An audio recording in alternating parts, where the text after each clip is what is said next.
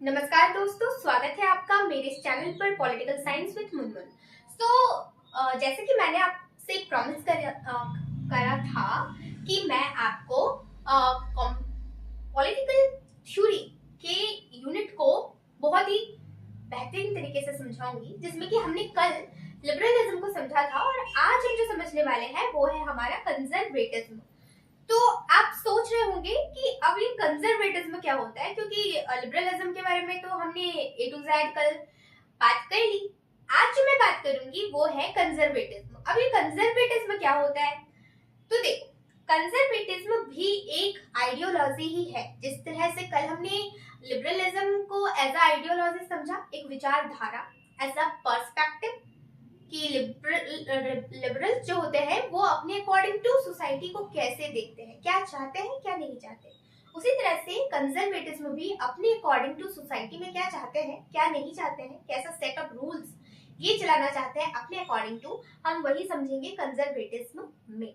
ठीक है, तो कंजर्वेटिज्म यानी कि रूढ़िवाद। रूढ़िवाद कहते हैं कि जो भी हमारा ट्रेडिशन है, वैल्यू है या कल्चर है, उसको हम बनाए रखें। मतलब कि जो भी कंजर्वेटिज्म की आइडियोलॉजी को फॉलो करते हैं, मानते हैं, उनका कहना है कि जैसा चला आ रहा है उस ट्रेडिशन, उस कल्चर को बनाए रखो। जैसे कि आप रिलेट करो ना, हम जेनजीज और हमारे पेरेंट्स, है ना, हमारे पेरेंट्स यानी कि अल्फा, है ना, तो अल्फा और जेनजीज में कभी आइडियोलॉजिकली बहुत ज्यादा कंपैरेटिव कंपेटेबल नहीं हो पाते। हम हमारे पेरेंट्स से हमारा तू मैं होता रहता है। वाई? इसलिए क्योंकि वो चाहते हैं कि हम उनके टर्म्स रूल्स पर चले, उनके ट्रेडिशन, वैल्यू, कल्चर को फॉलो करें। और हम कहते हैं कि हम मॉडर्न बच्चे हैं, हम जेनजीज हैं, हम वेस्टर्न कल्चर और इंडियन कल्चर दोनों का मिक्सअप करके चलना चाहते हैं। हमारी आइडियोलॉजी थोड़ी अलग है और हम सबको साथ लेकर चलने की बात करते हैं। ठीक है, तो कंजर्वेटिज्म कहते हैं कि हमें हमारा ट्रेडिशन, कल्चर और वैल्यू ही पसंद है, हम उसके अकॉर्डिंग टू ही चलेंगे। ऐसा क्यों वो कहते हैं? वो कहते हैं कि ये ट्राई एंड टेस्टेड है, तो इसमें फेलियर होने की चांसेस बहुत कम होती है। आप कुछ भी नया चीज एकदम से लाओगे, जैसे कि आप इसे समझो फॉर्म्स ऑफ गवर्नमेंट में। जैसे कंजर्वेटिज्म का कहना था जैसे कि मोनार्की, राजा या क्वीन का रूल चलता था तो वही सही था। यदि आप कोई नया रूल लाओगे बदल के, जैसे मोनार्की को, रूल ऑफ किंग या क्वीन को हटा के आप डेमोक्रेसी लाओगे या रिपब्लिक लाओगे, तो हो सकता है फेल्योर का डर हो सकता है। और उस सिचुएशन में आप क्या करोगे, मेंटेन कैसे करोगे सोसाइटी को। तो इस डर से वो डरते हैं, ये फियर है उनको अंदर में कि एकदम से यदि स्टेबिलिटी लड़खड़ा जाएगी तो क्या होगा। तो इनका मेन मोटो जो है वो सोसाइटी में स्टेबिलिटी को मेंटेन करना है, इसीलिए ये रिस्क लेने से डरते हैं। और इसलिए कहते हैं कि देखो, बहुत ज्यादा रिस्क लेने की जरूरत नहीं है, रिस्क लोगे तो क्या पता सही से सही के अलावा गलत होने के चांसेस इनके पास बहुत ज्यादा होते हैं, है ना। इनका जो प्रोपोर्शनल होता है वो चांसेस में, अपने प्रोपोर्शनलिटी में ये फेल को या फिलोरिटी को ज्यादा रखते हैं। इनका ट्राई एंड टेस्टेड जो है वो ट्रेडिशनल वैल्यूज या बिलीफ्स या नॉर्म्स ही है, ये इसी को प्रायोरिटाइज करते हैं कि इसी के साथ ही हम आगे बढ़ेंगे, हमें बहुत ज्यादा न्यू चीजों की ओर जाने की जरूरत नहीं है। इसलिए ये अपने ट्रेडिशन को कंजर्व या प्रिजर्व करके रखने की बात करते हैं। बात समझ में आई? तो ये था कंजर्वेटिज्म की आइडियोलॉजी कि हम ट्रेडिशनल चीजों को ही प्रेफर करते हैं। हम क्योंकि इतने टाइम से हमने उनको ट्राई टेस्टेड देखा है, मोनार्की बहुत टाइम से चल रही है, रूल ऑफ किंग या क्वीन बहुत टाइम से चल रही है, तो ये इसको हटाने की क्या जरूरत है। थोड़ी एडजस्टमेंट करनी पड़ती है तो कर लो, लेकिन हटाने की जरूरत नहीं है।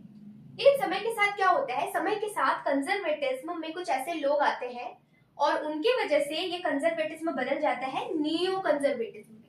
अब नियो कंजर्वेटिज्म क्या है? कंजर्वेटिज्म का कहना था कि हम तो अपने कोर से ही चिपके रहेंगे, यानी कि ट्रेडिशनल वैल्यूज और बिलीफ से ही चिपके रहेंगे। लेकिन न्यू लिबरलिज्म न्यू कंजर्वेटिज्म कहते हैं कि देखो ऐसा नहीं है, कुछ प्रैक्टिसेस समाज में ऐसे भी है जो कि नीड ऑफ द आर्च हो जाती है, उसको बदलने की जरूरत होती है टाइम के साथ। जैसे कि आप सती प्रथा को ही मान लो ना, एक टाइम था जब सती प्रथा कुरीतियों में सबसे बड़ी कुरीति बन चुका था, है ना, जिसका ना तो कोई सेंस था, ना तो कोई लॉजिक था, ना तो कोई साइंटिफिकली रैशनैलिटी थी उसमें, बट लोग उसको एज अ सोशली फॉलो कर रहे थे बिना वजह के, कि यदि पति का डेथ हुआ तो पत्नी भी उसी आग में, उसी चिता में जलाई जाएगी। क्या लॉजिक बनता है? कुछ नहीं। तो उन्हीं कंजर्वेटिज्म में से कुछ लोग ऐसे निकल के आए जिनको न्यू कंजर्वेटिज्म कहा गया। वो कहते हैं कि ग्रेजुअल चेंज लाने की जरूरत है। यदि सोसाइटी में कुछ प्रैक्टिसेस ऐसे हो रहे हैं जो नहीं होने चाहिए, जिनमें लॉजिक और साइंस का रोल होना चाहिए, तो वो कहते हैं कि हमें सोसाइटी में ग्रेजुअल चेंज लाने की जरूरत है।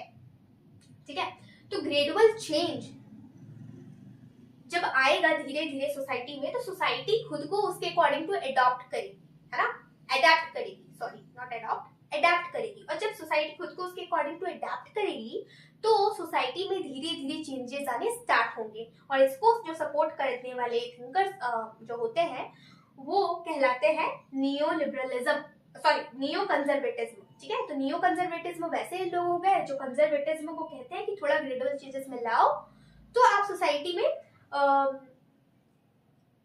एडेप्टेबल हो पाओगे। और जब एडेप्टेबिलिटी आ जाएगी, सोसाइटी अडॉप्ट कर लेगी नई चीजों को, चेंजेस को, तो सोसाइटी में फिर से स्टेबिलिटी मेंटेन हो जाएगा। और जब स्टेबिलिटी मेंटेन होगा तो बस इनका वही मेन एसेंस कहने का वही है कि हमको सिर्फ सोसाइटी में स्टेबिलिटी चाहिए। तो स्टेबिलिटी कैसे आएगी?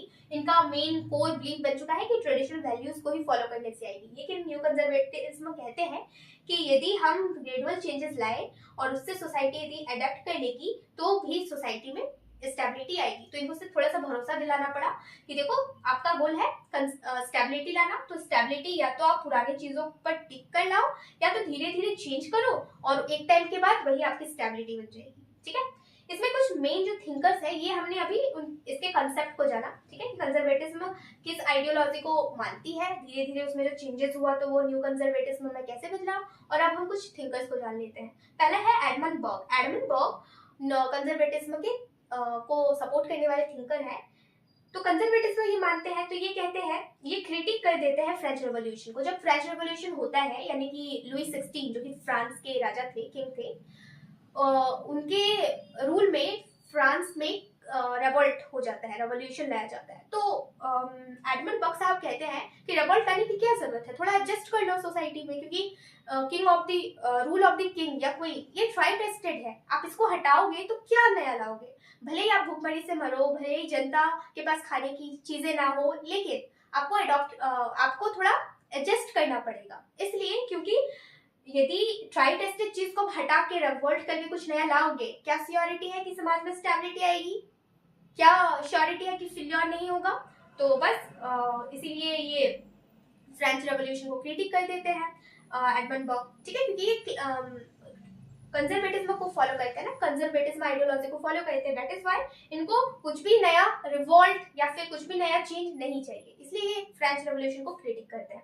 उसके बाद है माइकल ऑक्सफोर्ड। ये कहते हैं रैशनैलिटी के लिए अगेंस्ट है। ये कहते हैं ज्यादा बुद्धि तर्क लगाने की जरूरत नहीं है। जैसे हम जंजीस लगाते हैं, हमारे पेरेंट्स बोलते हैं, जैसे हम अपने पेरेंट्स से पूछते हैं कि बहुत दिमाग लगा के तर्क लॉजिक के साथ, बट हमारे पेरेंट्स कहते हैं कि ज्यादा सवाल जवाब करने की जरूरत नहीं है, जैसे हम करते हैं वैसे तुम्हें भी करना है। क्यों? क्योंकि हम ट्राई टेस्टेड है, फेलियर होने की चांसेस कम होंगी। कुछ भी लाइफ में कुछ भी चीज करने जाओ तो हमारे ग्रैंड पेरेंट्स हमें यही डायलॉग सो कॉल्ड वाला देते हैं, है ना, बट उनको कौन समझाए, हम अलग ही खून है, राइट।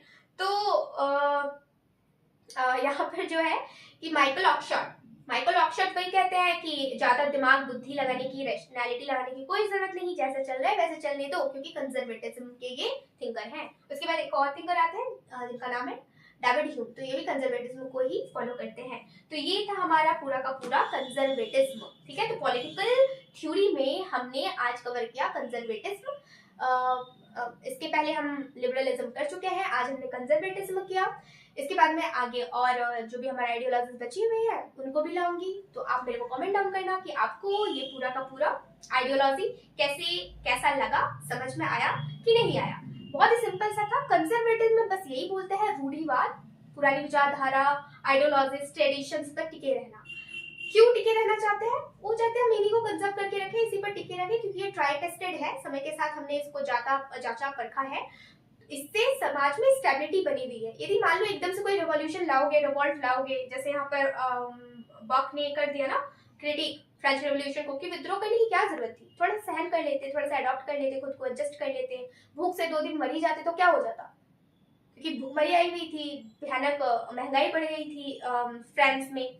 तो लेकिन फिर भी ये यही कहते हैं कि क्या जरूरत है रिवॉल्ट करने की, ट्राई टेस्टेड है ना, बहुत लंबे टाइम से यही चला आ रहा है। नया कुछ लाओगे तुम, राजतंत्र को, मोनार्की को हटा के, तो न्यू में क्या लाना चाहोगे? या क्या श्योरिटी है कि जो नया आएगा वो फेल नहीं होगा, वो सही चलेगी, राइट? तो यही कंजर्वेटिज्म का कहना है। लेकिन न्यू कंजर्वेटिज्म जो आते हैं वो कहते हैं कि समय के साथ कुछ ऐसे प्रैक्टिसेस भी होते हैं जो एकदम होने ही नहीं चाहिए, जो बेतुके हैं, जिनका कोई साइंस ही नहीं है, लॉजिक ही नहीं है, तो हम उनके साथ क्यों चले? तो हमको लाना पड़ेगा चेंज। किस सेंस में? ग्रेजुअल तरीके से लाओ ना, धीरे धीरे लाओ, उससे सोसाइटी खुद को अडॉप्ट भी कर लेगी, और जब अडॉप्ट करेगी तो आपका जो मेन गोल है, जहां तक आपको पहुंचना है, स्टेबिलिटी, वहां तक भी पहुंच जाओगे। तो यही तक आपको पहुंचना था ना, या तो आप यहाँ पर टिक के पहुंचो ट्रेडिशंस वैल्यूज को मानते हुए, या तो आप ग्रेजुअल चेंज लाओ, धीरे धीरे धीरे सोसाइटी खुद को अडॉप्ट करेगी और आपको आपका गोल मिल जाएगा, स्टेबिलिटी। और उसके बाद हमने कुछ थिंकर्स देख लिए, आए समझ में? तो बाय एंड थैंक यू। इसी तरह से हंसते रहिए, मुस्कुराते रहिए और मेरी कक्षाओं में आते रहिए।